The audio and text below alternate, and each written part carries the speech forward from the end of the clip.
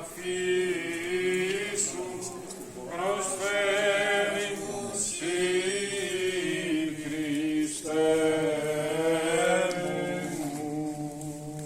Ελέησον ημάς ο Θεός κατά το μέγα ελαιός σου, δεόμεθα σου επάκουσον και ελέησον. Δεόμεθα υπέρ των ευσεβών και ορθοδόξων χριστιανών.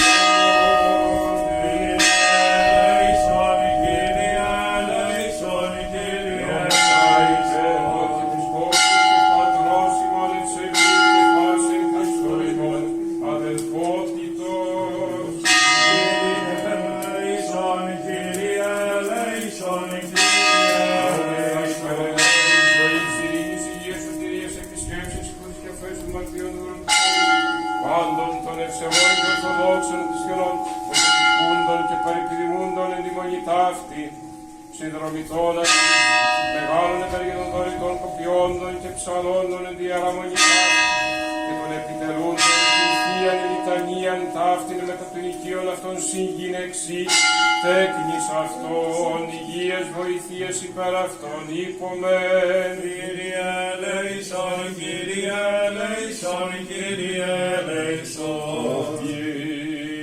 Εσύ ο Θεός ημών και εσύ την δόξαν αναπέμπομεν, το Πατρί και το Υιό και το Αγίο Πνεύμα, νικαία ή και εις τους αιώνας των αιώνων.